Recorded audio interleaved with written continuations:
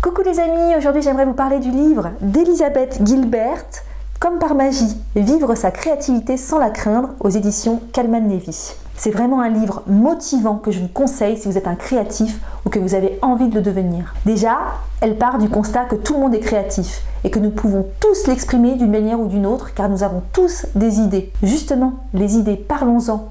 Pour Elisabeth, les idées sont vivantes, bien que désincarnées.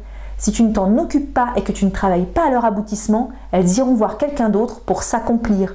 Et tu risques vraiment de t'en mordre les doigts. Si une idée a frappé à ta porte, c'est que tu es à la hauteur. Les idées ne germent pas comme ça dans l'esprit sans raison.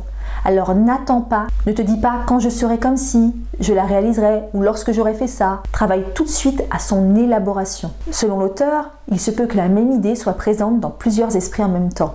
Et plus incroyable encore, une idée peut se refiler comme on refile un rhume, sans s'en rendre compte et sans en parler. L'exemple de son expérience dans ce livre est incroyable. Il y a aussi un truc avec les idées, c'est que parfois elles s'envolent rapidement. Tu te dis ah ouais, je le noterai ce soir, je n'ai rien pour écrire. Et puis soudain, le soir venu, tu ne t'en souviens même plus. Ouais, l'idée est furtive. Il faut l'attraper, ne plus la lâcher, la noter et travailler tout de suite pour la concrétiser. Ce qui est bien dans ce livre, c'est que l'auteur nous met face à des situations que nous avons déjà tous vécues en tant que créatifs. La page blanche, la pression du résultat qu'on s'inflige à soi-même par exemple. Je me reconnais dans tout son processus créatif, dans tous les sentiments qu'elle ressent. C'est dingue, comme chaque créatif vit en fait les mêmes choses que les autres. C'est aussi un livre qui rassure. Le fait qu'une grande auteure comme elle, qui a écrit quand même le best-seller Mange Prix Aime, éprouve les mêmes sensations, les mêmes doutes, les mêmes difficultés, encourage et motive à continuer. Parfois, sans effort, des pages jaillissent en 2 minutes. Alors là, elle dit, dans ces moments-là, j'écris comme si je n'étais pas tout à fait moi-même.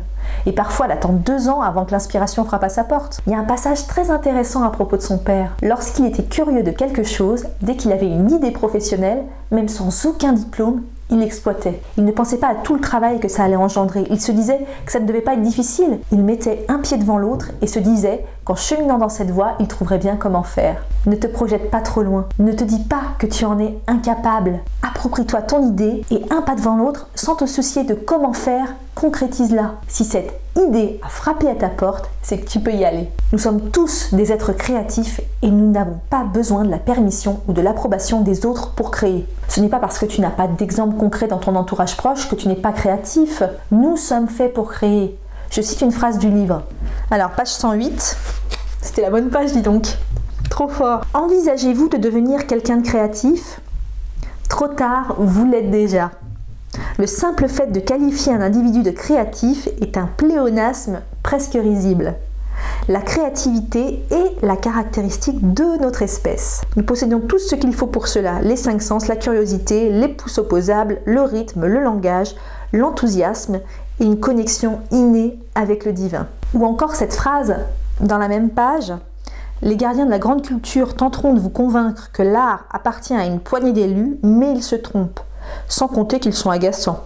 Nous sommes tous des élus. En fait, c'est tout le livre qui est une mine d'or pour réveiller ta créativité, te donner la motivation nécessaire pour te réaliser à travers elle. C'est un livre vraiment magique. Elle t'invite à ne pas attendre la gratification des autres sur ce que tu crées, mais de te soucier uniquement de la joie que cela te procure. On en revient toujours à ce que j'aime te dire souvent dans mes vidéos. Suis ta joie, suis ton cœur, suis ton intuition. Si tu n'arrives pas à mettre en forme une idée, tu peux la renvoyer. Ne te focalise pas dessus, la créativité est sans limite. Et une autre idée se présentera. À propos de ça, page 157, avec le temps, Tom Waits a fini par s'autoriser à affronter sa créativité avec plus de légèreté, sans en faire toute une histoire et sans éprouver autant de crainte. Cette légèreté lui est venue en regardant ses enfants grandir et en voyant qu'ils avaient une totale liberté d'expression créative. Il remarqua que ses enfants s'estimaient parfaitement en droit d'inventer des chansons tout le temps et qu'une fois qu'ils s'en étaient lassés, ils les balançaient, comme des petits trucs d'origami ou des avions en papier. Puis ils entonnaient la prochaine chanson qui se présentait. Ils n'avaient pas l'air de redouter que ce flot d'idées se tarisse. Jamais leur créativité ne les stressait et il n'y avait aucune compétition entre eux. Ils se contentaient de vivre confortablement au cœur de leurs inspirations sans se poser de questions. Donc voilà le message, détends-toi face à ta créativité. Il faut la vivre avec légèreté comme le fait un enfant. Elle dit « La créativité doit être la chose la plus importante au monde pour moi si je dois être un artiste et elle doit aussi n'avoir aucune importance si je dois être un artiste sain d'esprit. Fais de la place dans ta tête pour accueillir le paradoxe. » Elisabeth explique aussi que l'on ne peut pas être bon du premier coup ou c'est rare, mais il faut continuer quand même, ça vaut la peine. Tiens le coup pendant toutes les phases de création, même pendant les périodes de déception et frustration. Je cite, chaque activité, même si au départ elle paraît merveilleuse, passionnante et pleine de glamour, s'accompagne de sa tartine de merde particulière, de ses propres effets secondaires indésirables. La question est, qu'est-ce qui vous passionne suffisamment pour que vous puissiez supporter les aspects les plus désagréables de la tâche? Elle donne beaucoup de conseils aussi, tels que celui-ci.